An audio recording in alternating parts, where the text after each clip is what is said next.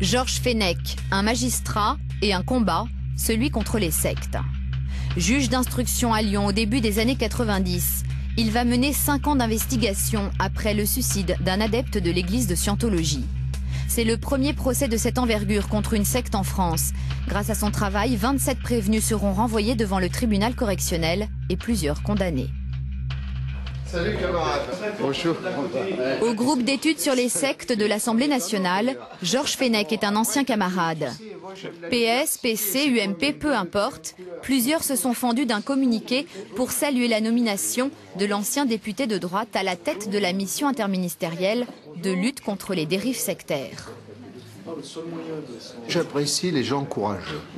Et quand il était juge d'instruction face à la Scientologie, il a eu à affronter contre lui personnellement plus d'une quinzaine de plaintes de la Scientologie pour le déstabiliser.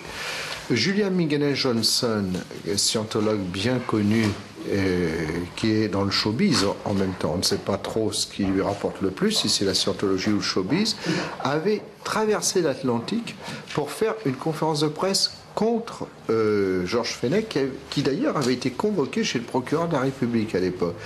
Eh bien, il ne s'est pas laissé impressionner, il a tenu bon, il a mené son instruction jusqu'au bout. Les coupables ont été renvoyés devant la juridiction, ont été condamnés, et je trouve que cette détermination d'un juge d'instruction est une raison d'avoir confiance dans notre justice et tranche avec d'autres affaires comme l'affaire du temple solaire qui n'est pas allée jusqu'à son terme jusqu'à présent. Est-ce que tu peux dire la même chose pour moi, s'il te plaît? Tant de louanges, c'est étonnant, non? Non, c'est pas étonnant. Vous savez, on travaille ensemble depuis 15 ans. On est réunis par une action commune et des convictions. Et donc aujourd'hui, il se trouve que un ancien député peut accéder à une responsabilité, on sait au moins qu'il ira dans le même sens que nous. Une confiance partagée par ceux qui défendent les victimes de ces mouvements sectaires et leurs familles. Pour Catherine Picard, la meilleure preuve de la légitimité de Georges Fenech, c'est la réaction que sa nomination a suscitée chez ses adversaires de toujours. S'il fait peur, c'est justement parce que tout le monde sait qu'il a la compétence pour mener à bien une lutte au nom de l'État. Les sectes comme la Scientologie d'ailleurs ont réagi en disant qu'elle n'était pas contente. Bien sûr, tous les mouvements sectaires ont réagi et se trouvent fort embarrassés parce qu'ils savent qu'ils se trouvent face à quelqu'un qui ne baissera pas les bras. C'est quelqu'un qui a de la poigne. C'est un juge. Un juge au cœur d'une polémique il y a quelques années. Dans la revue de l'APM, l'association qu'il présidait alors, un article tient des propos racistes envers un magistrat de confession juive. Albert Lévy a fait l'objet, je dirais, d'un jeu de mots formal à propos qui consistait à dire « tant va Lévy au four hein ». Donc voilà, on veut faire de l'humour sur des propos totalement antisémites. Voilà ce qui a été publié dans la revue de l'APM de l'époque. Tant va Lévy au four qu'à la fin il se brûle. Absolument. C'est ça la citation exacte. Absolument. Et cette revue était dirigée par M. Fenech. En tout cas, en tant que président de l'association professionnelle des magistrats, il en était le responsable éditorial. Tout le monde sait que l'association professionnelle des magistrats était une association engagée très clairement à droite, voire très à droite, avec effectivement une suspicion, je dirais, de proximité, notamment avec le Front National, qui semble s'être vérifiée au travers de l'affaire Lévy et des propos antisémites qui sont parus dans la revue de cette association professionnelle. Le syndicat de la magistrature lui reproche aussi ses positions en faveur de la rétention de sûreté ou encore de la tolérance zéro. D'autres s'interrogent sur le caractère politique de cette nomination. Georges Fenech serait un gage vis-à-vis des associations, choquées par les propos tenus par l'ancienne directrice de cabinet du président de la République. En février dernier, celle-ci affirmait dans un hebdomadaire que les sectes étaient un non-problème en France. Enfin, même s'il est présumé innocent, certains s'étonnent de cette promotion en plein Angola Gate, procès dans lequel il est accusé de recel d'abus de biens sociaux.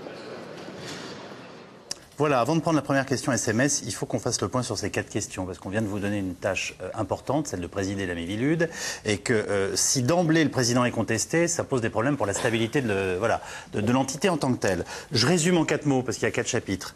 Trop à droite, ayant laissé publier un texte antisémite dans une revue d'un syndicat que vous présidiez, inéligible parce qu'il tient mal ses comptes, et pour finir, cité dans l'affaire de l'Angola Gate. Qu'est-ce que vous avez envie de dire à tout cela, sans qu'on fasse toute notre émission là-dessus, mais il faut qu'on aborde ces questions, évidemment. Non. Oui, c'est le millefeuille, quoi. Je laisse pas indifférent, mais peut-être que Jean-François veut dire un mot, Jean-François Colosimo. Moi, je dirais... vous ne manquez pas de... Il vous refile le bébé. Vous répondrez parce que c'est important, c'est vous qui avez envie d'entendre. Alors allez-y. Georges Fenech, à droite, je crois que c'est pas un scoop, enfin bon... C'est trop à droite dans la droite. Oui, enfin, trop à droite, après c'est une question d'appréciation et de goût. L'affaire de l'APM, c'est une injustice que de lui reprocher, parce qu'il a dissous ce syndicat après, parce qu'il a été lui-même horrifié, je crois que l'affaire est claire là-dessus, parce qu'il avait découvert dans cet article qui n'était pas de son fait, tout le monde est au courant de ça aussi, il a dissous le syndicat, il a dissous cette feuille de chou, a horrifié et la personne a été exclue, etc. Il faut dire d'ailleurs que cette personne, elle, n'était pas très à droite, c'était l'ancien directeur de cabinet de Pierre Méhaignerie, comme quoi parfois les horreurs vont se cacher là où on ne les attendrait pas, n'est-ce pas? Donc là-dessus, je donnerai volontiers quitus sur cette affaire, il ne faut pas l'instrumentaliser. Quant au reste, je crois que c'est l'affaire de l'Angola Gate. On verra bien ce que donnera ce procès. Je veux dire, nous avancerons pas trop parce que ça a l'air d'un procès assez dites donc, c'est un bon avocat, Colosimo. Mais simplement, cela dit, je ne suis pas d'accord avec Fenech sur tout le reste. On le sait bien. Mais comme c'est pour l'instant cette partie-là qu'on aimerait évacuer, ou en tout cas aborder, c'est normal de le faire. Je reviens là-dessus. C'est qu'est-ce que vous voulez ajouter?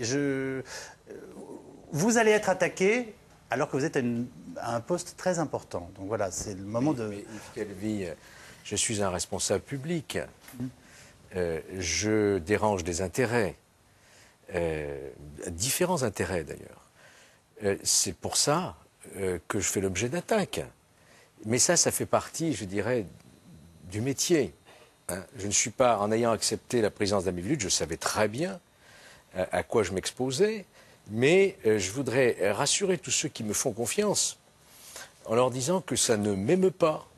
Ça ne m'ébranle pas et ça n'affaiblira pas mon action contre les dérives sectaires. Alors, je suis accusé, très rapidement, Jean-François Colosimo l'a rappelé, on me ressort ça aujourd'hui 10 ans après. C'était un délit de presse. Comme tous les patrons de presse, quand il y a une infraction qui se commet dans leur journal, ils sont condamnés de pure forme comme directeur de publication. Moi, quand j'ai vu ce billet dans ma revue, je l'ai découvert par la presse, le journal Le Monde qui m'avait appelé. Mais j'ai réagi immédiatement, parce que j'étais totalement ignorant de cela. J'ai non seulement condamné publiquement cet article, j'ai démissionné de l'APM, j'ai demandé la dissolution de ce syndicat, et lorsque j'ai comparu devant la juridiction en tant que directeur de publication, j'ai été dispensé de peine par le tribunal qui a reconnu que je n'y étais pour rien. Alors, combien de temps ça va durer ? Vous comprenez bien, et je peux rien dire de plus. Là, ce sont vraiment des attaques innommables. Hein. Vos comptes de campagne qui vous ont rendu inéligible, voilà, même chose. Alors, là aussi, je crois que toute la classe politique a condamné, s'est émue en tout cas de cette invalidation pour un texte purement formel, pour des irrégularités purement formelles commises par mon mandataire financier, donc je n'étais même pas au courant. Mais attendez, mais faut choisir. Pardonnez-moi, il faut choisir ses collaborateurs. Il faut vérifier ses comptes. Yves Calvi, j'ai pas voté cette loi absurde qui a été dénoncée par le Conseil constitutionnel en 2002, qui a été dénoncée à la suite de mon invalidation par le Conseil constitutionnel, qui a demandé une modification de la loi, qui a rendu un communiqué en disant que mes comptes étaient sincères, que j'étais de bonne foi, mais que la loi était mal fichue. Et actuellement, il y a Pierre Mazeaud désigné par Bernard Accoyer, président de l'Assemblée nationale, pour faire des propositions pour réformer cette loi. Je suis malheureusement, quelque part, il faut reconnaître, il faut le dire, une belle cible. Et j'en subis les conséquences. Mais figurez-vous que depuis mes engagements, depuis comme syndicaliste, magistrat et parlementaire, j'ai toujours continué mes combats de prédilection qui sont très simples, le respect de la loi, la liberté de conscience et la lutte contre les dérives sectaires. Dernière chose, est-ce que vous allez apporter des réponses à la convocation qui sera la vôtre dans le cadre de l'affaire de l'Angola Gate, puisqu'on vous reproche d'avoir perçu 15 000 € de Brenco, société de l'homme d'affaires?